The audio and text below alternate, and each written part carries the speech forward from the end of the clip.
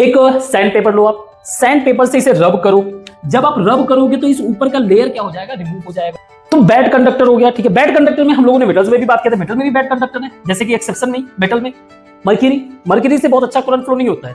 PB lead से भी अच्छा करंट फ्लो नहीं होता है। हे बच्चा, गुड मॉर्निंग। आज से हम लोग स्टार्ट करेंगे क्लास 10th का chapter 3, that is metal and non metals and non metals. तो एक प्रैग्मेटिक वे से देखा जाए तो हम इस चीज को तो रेगुलर इंटरेक्ट करते ही रहते हैं, इसके बारे में बहुत कुछ हमें पता है। हम अपने जनरल लाइफ में इन सब चीजों का भी इस्तेमाल भी करते हैं। जैसे कि हम लोग खाना खाते हैं जिस बर्तन में, it's a kind of metal. घर में वायर वगैरह लगा हुआ है जिससे करंट फ्लो होता है, it's a kind of metal. Whatever the construction material utilize for the building बनाने के लिए जो भी कंस्ट्रक्शन मटेरियल, रॉड वगैरह, वो भी मेटल है।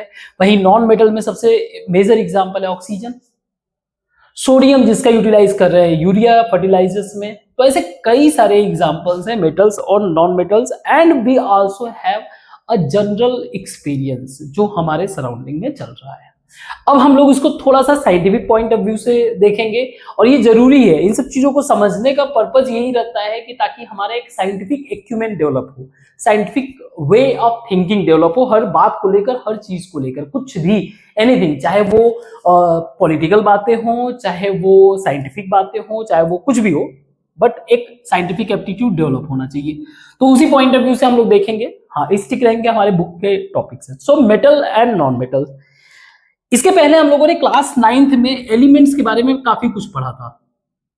क्लास 9th में एलिमेंट्स के बारे में अगर आपने वीडियोस नहीं देखे हैं तो आप जाके देखिए। एलिमेंट्स के बारे में एक अंडरस्टैंडिंग बिल्ड हुआ था।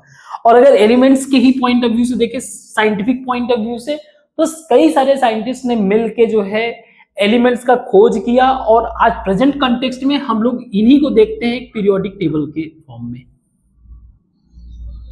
पीरियोडिक टेबल के फॉर्मेट में। ये हमारा पीरियोडिक टेबल है।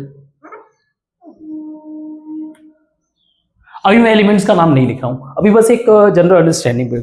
तो पीरियोडिक टेबल में जितने भी एलिमेंट्स हैं, स्टार्टिंग यहां से होगा 1 से, एंड होगा यहां पर 118 पर। जितने भी एलिमेंट्स हैं आप पाओगे कि आप ऊपर से नीचे चलते चले जाओ, चाहे इधर चाहे इधर, और राइट से लेफ्ट की तरफ। मेटेलिक प्रॉपर्टी, एलिमेंट का मेटेलिक प्रॉपर्टी जो है क्या होता है, मेटेलिक प्रॉपर्टीज इंक्रीज होता है।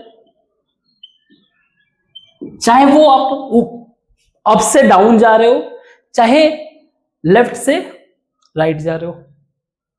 तो जो हाई लेवल का मेटल्स होंगे वो यहीं पे मिलेंगे, इस वाले जोन में, जिनके अंदर कूट कूट कर मेटेलिक प्रॉपर्टीज भरे होंगे। और जो मेटेलिक प्रॉपर्टीज सबसे वीक होंगे उनको बोल लो नॉन मेटल। तो आपका ये वाला जोन होगा नॉन मेटल्स का।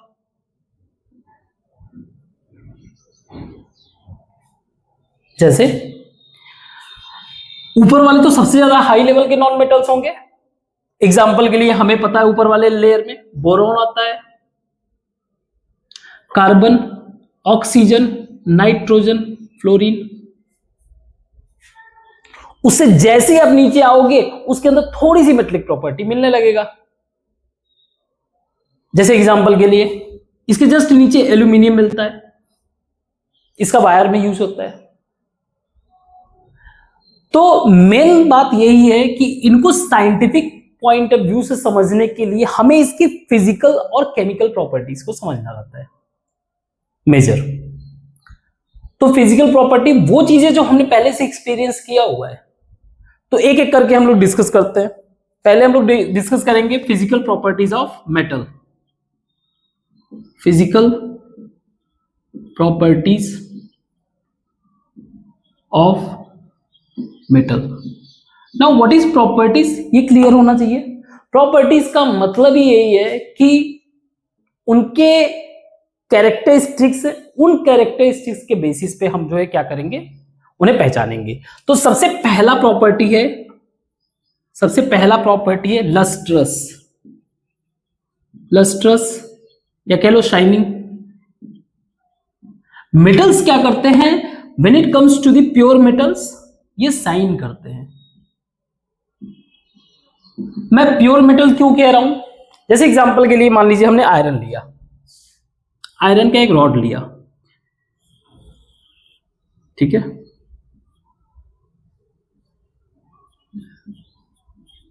अब आयरन के ऊपर जो है मेटल्स पे ज्यादातर जो है फ्री आयरन्स होते हैं, फ्री इलेक्ट्रॉन्स होते हैं, फ्री, इसके ऊपर फ्री इलेक्ट्रॉन्स हैं। अब ये फ्री इलेक्ट्रॉन्स होने के कारण ये बड़ी तेजी से जो है रिएक्ट करते हैं एंड मोस्टली इसके ऊपर क्या आपको मिलने लगेगा, ऑक्साइड लेयर्स, इससे रिएक्ट करके इसके ऊपर ऑक्साइड लेयर्स बना लेते हैं, ऑक्साइड लेयर FeO, और अगर मान लीजिए मैग्नीशियम लो तो MgO, ऑक्साइड लेयर्स बना लेते हैं। या कभी कभी इनके ऊपर डर्ट भी रहता है,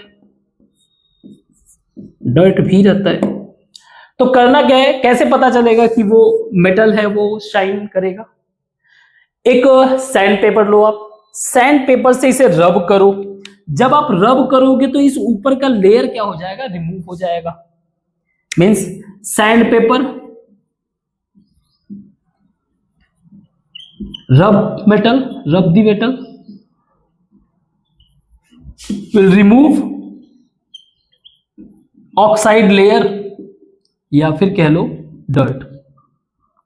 एक बार ये रिमूव हो गया तो हमें इजी वे से दिखने लगेगा कि हमारा जो प्योर मेटल होता है उसकी खास बात है कि वो चमकता है, शाइनिंग करता है। केमिकल लेवल पे भी अगर समझना चाहो तो समझ सकते हो। इसके ऊपर देखो, कोई भी चीज दिखना या लाइट, उसका रीजन ये होता है कि इसके ऊपर लाइट पड़ के क्या करेगा, रिफ्लेक्ट करेगा, तभी हमें दिखेगा। तो ये इलेक्ट्रॉन्स जो है, जो भी इसके ऊपर लाइट पड़ता है, इसको एब्जॉर्ब भी करते हैं, रिफ्लेक्ट भी करते हैं। दैट इज द रीजन ये हमें ज्यादा शाइनिंग दिखता है, चमकता हुआ दिखता है। Second, hardness. Generally metal hard to cut, generally metals are hard to cut. इनको कट करना मतलब कि अगर आप कट करने की कोशिश करोगे नहीं कर सकते हो, ठीक है, बट एक्सेप्शनल है, एक्सेप्शन जैसे सोडियम और पोटेशियम। सोडियम पोटेशियम को आप कट कर सकते हो। तो जो भी मेटल्स होते हैं इनका सरफेस क्या होता है, हार्ड होता है, ठीक है। जनरली क्यों होता है, केमिकल लेवल पे अगर आप जाओगे, जैसे सोडियम है, सोडियम यहां आता है एकदम ऊपर ही, यहां पे सोडियम आता है,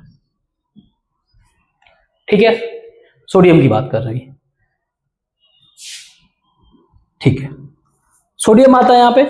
तो सोडियम का जो स्ट्रक्चर है, मॉलिक्यूलर स्ट्रक्चर है, उसका न्यूक्लियस के बीच में और जो बाहर के जो अटैचमेंट है मॉलिक्यूल्स का और न्यूक्लियस के बीच में काफी गैप है, यानी कि इसका जो एटॉमिक रेडियस है वो बड़ा है। इसके कारण इसको वीक, यानी कि इसकी बॉन्ड जो है वो वीक है, वीक बॉन्ड के कारण जो है ये इजी वे से कट हो जाता है। इवन आप सोडियम और पोटेशियम को नाइफ से भी कट कर सकते हो एंड इट्स अ मेटल। वही जैसे जैसे आप नीचे जाओगे वैसे वैसे न्यूक्लियस में एलिमेंट ज्यादा होंगे तो उनकी अट्रैक्शन की कैपेसिटी ज्यादा होती है, इसलिए उसको आप कट नहीं कर सकते। और अगर एलिमेंट में देखा जाए सबसे हार्डेस्ट एलिमेंट है तो वो टंगस्टन, W समथिंग आपको यहां पड़ेगा 73 74 शायद, जो भी है। टंगस्टन सबसे हार्ड है। तो जो मेटल्स होते हैं वो हार्ड होते हैं, ठीक है, उनका सरफेस हार्ड होता है, आप उसको कट नहीं कर सकते हो इजीली। थर्ड,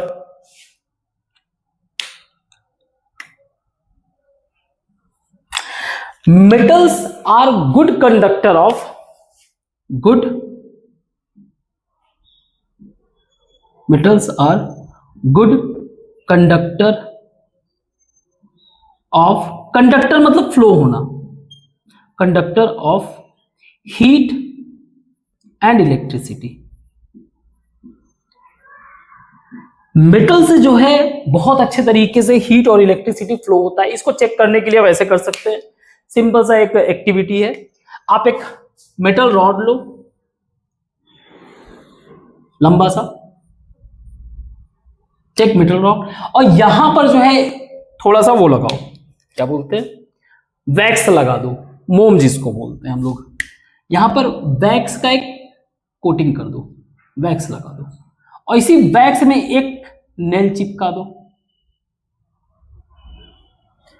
इसी वैक्स में एक नेल चिप, और यहां पे हीट करना शुरू करो।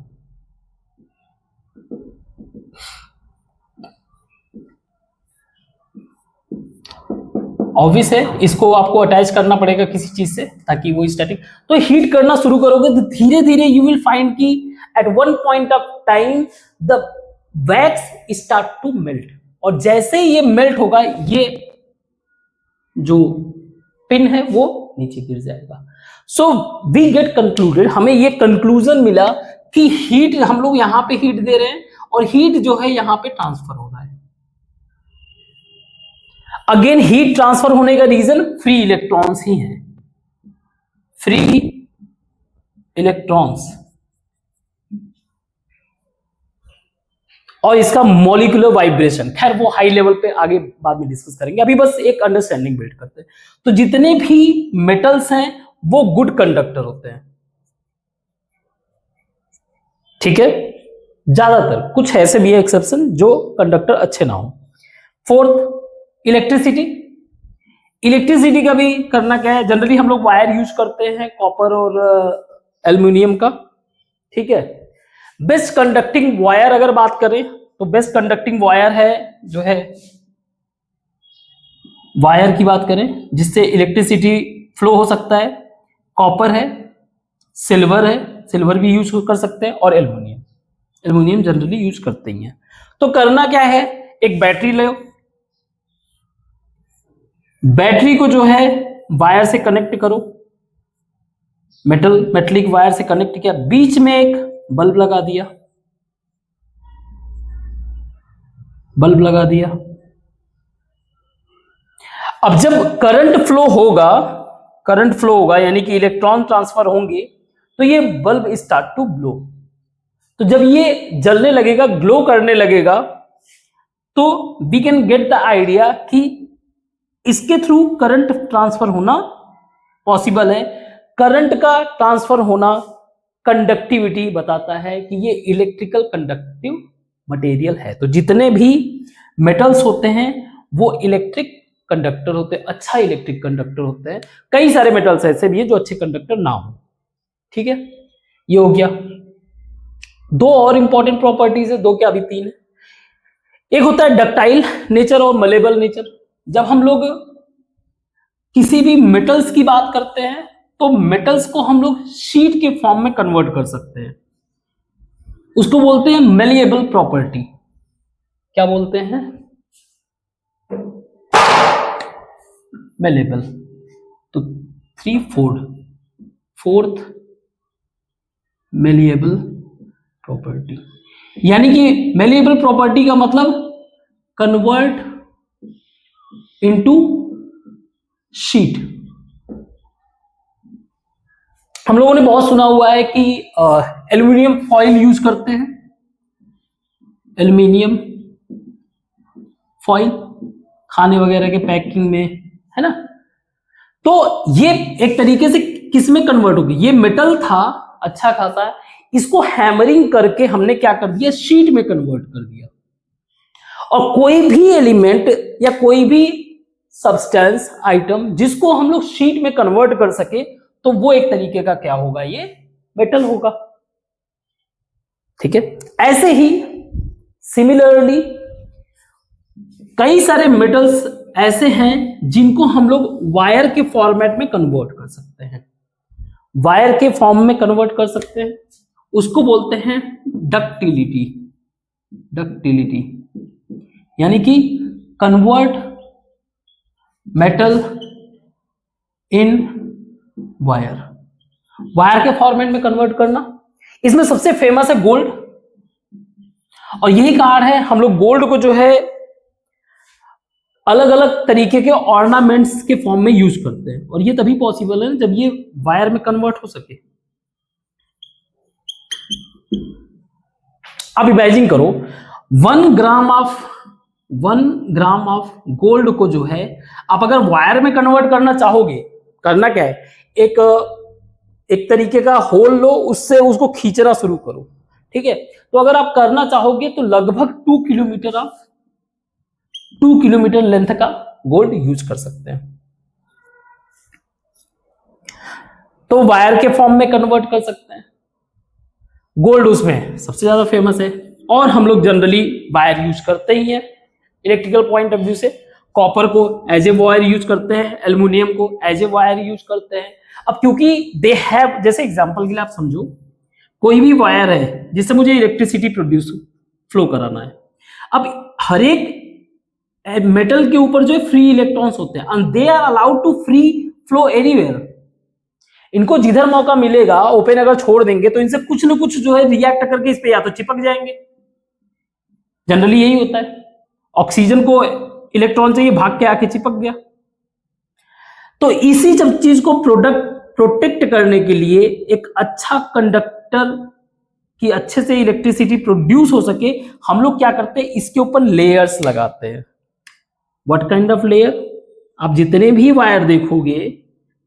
वायर देखोगे इसके ऊपर किसी न किसी तरीके का या तो रबर लगा होगा, रबर से ये पैक होगा, और या फिर हो सकता है पॉलीविनाइल क्लोराइड, एक तरीके से पॉलीमर है ये। पॉलीमर का मतलब for the time being you just have to consider it as a plastic. आप प्लास्टिक ही बस समझो, ठीक है। हाँ, लेकिन प्लास्टिक का मतलब यही है कि ये हीट रेजिस्टेंट अच्छा खासा है। ऐसा नहीं है कि यहाँ पे हीट भी प्रोड्यूस होता है, तो हीट को भी सस्टेन कर सके, ठीक है। तो इसके थ्रू क्या होगा, करंट फ्लो होगा। तो डक्टिलिटी का पर्पस यही है कि चीजों को वायर के फॉर्म में कन्वर्ट कर सके। इस तरीके से इसका आप एप्लीकेशन भी समझ सकते हो। एक और प्रॉपर्टी होता है, बड़ा ही इंपॉर्टेंट प्रॉपर्टी, उसको बोलते हैं सोनोरस प्रॉपर्टी। सोनोरस, जितने भी मेटल्स हैं उनको हम लोग, अगर मेटल्स हैं उनको अगर किसी तरीके से हिट करें तो ये एक तरीके का साउंड प्रोड्यूस करता है, ठीक है। आप कह सकते हो टिन साउंड, या फिर कुछ स्पेसिफिक अगर नाम होगा तो ठीक है, रिंगिंग साउंड कह लो, या वॉटेवर साउंड प्रोड्यूस करता है, बस इतना जान लो, ठीक है। प्रोड्यूस साउंड, जैसे एग्जांपल के लिए स्कूल्स वगैरह में बेल्स लगे होते हैं, इसमें जो है ज्यादातर बेल्स में ब्रॉन्ज यूज होता है। ब्रॉन्ज जो है बहुत ही अच्छा साउंड प्रोड्यूस करने में हेल्प करता है। तो दीज आर द मेटल्स, ठीक है। एक और प्रॉपर्टी, सिक्स्थ, जितने भी मेटल्स होते हैं mostly they have a high melting point.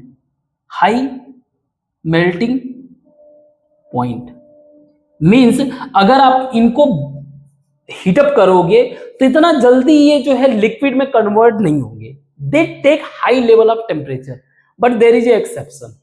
Example के लिए जैसे Hg यानी मर्क्यूरी लगभग रूम टेम्परेचर पे ही ये क्या रहता है, लिक्विड के फॉर्म में रहता है। गैलियम यहां पे रहता है। याद रखना, यहां पे होने वाले जो होंगे उनकी मेटेलिक प्रॉपर्टी, अब देखो इतने सारे प्रॉपर्टीज है ना, किसी भी प्रॉपर्टी मतलब किसी का ज्यादा होगा, किसी का कम होगा। जैसे यहाँ पे गैलियम की बात करें तो ये इससे भी ज्यादा कम टेम्परेचर, जैसे ऑन एन एवरेज हीलियम को मरकरी को जो है लिक्विड फॉर्म में होना लगभग 30 डिग्री सेल्सियस चाहिए, और इसको 29 डिग्री से।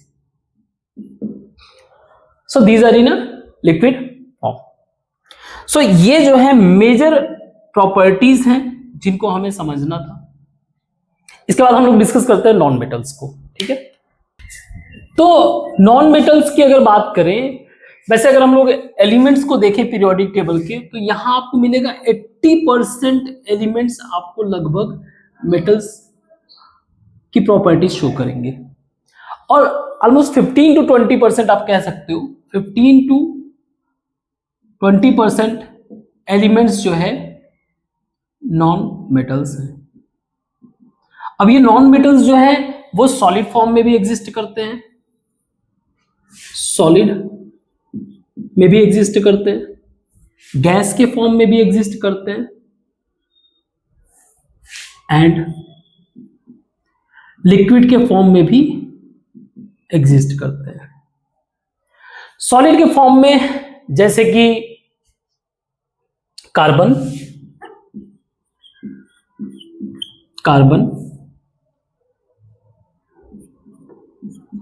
Phosphorus, sulphur, iodine.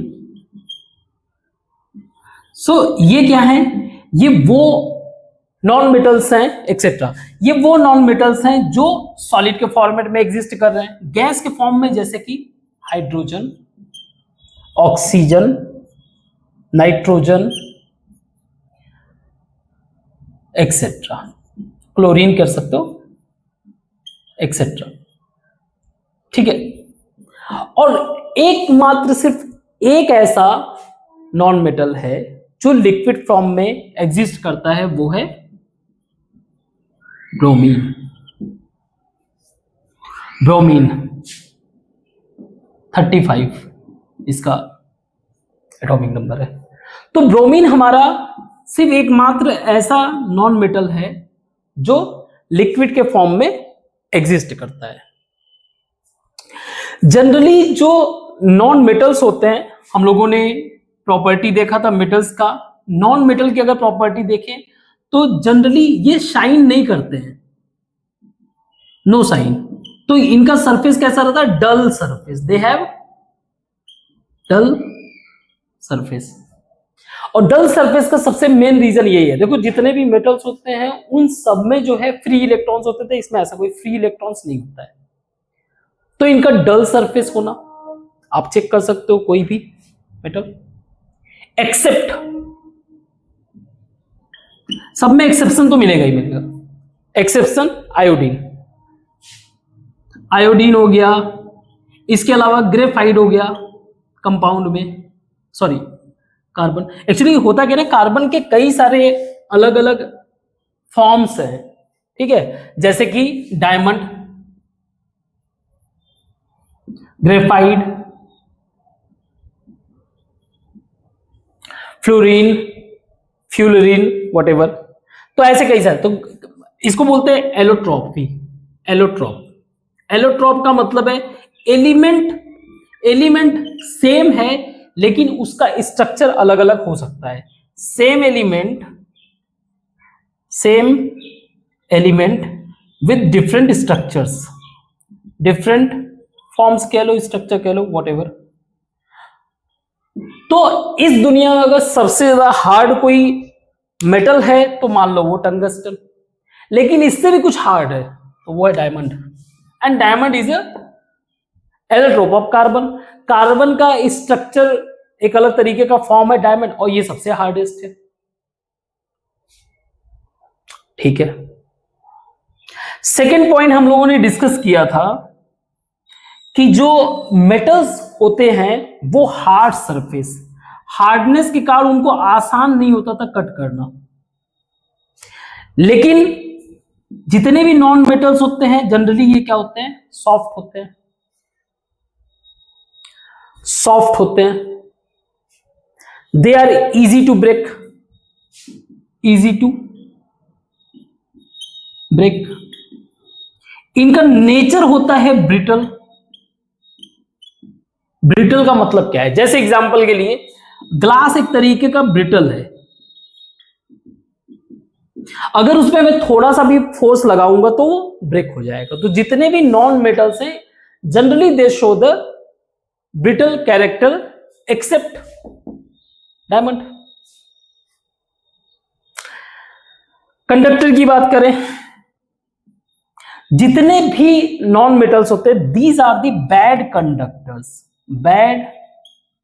Conductors, of heat and electricity.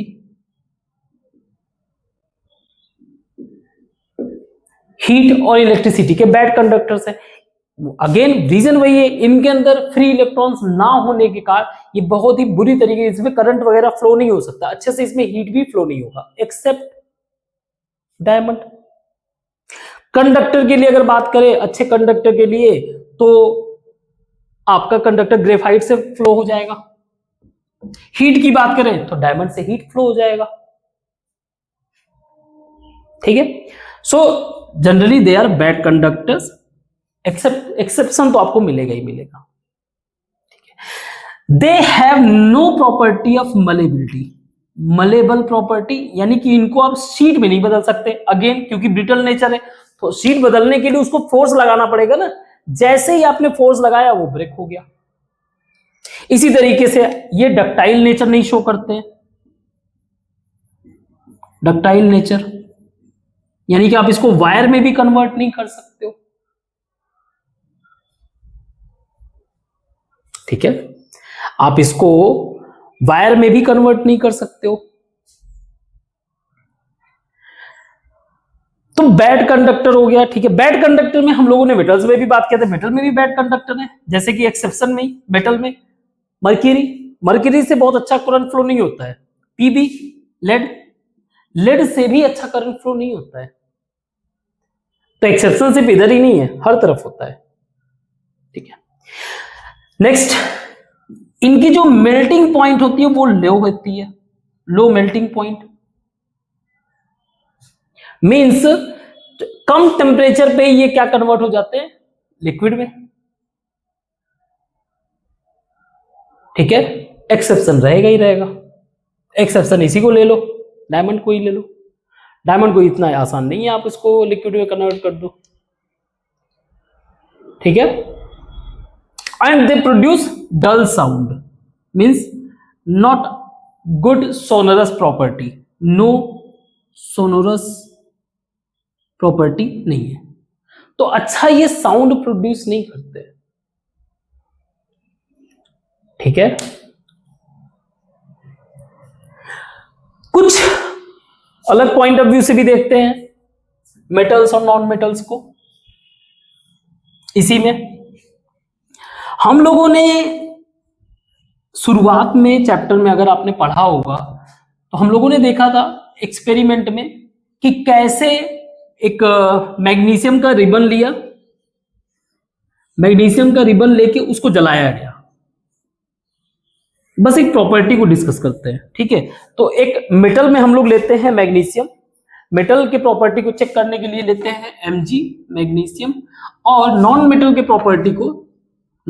Property को लेते हैं सोडियम, सॉरी सल्फर। ठीक है, सल्फर।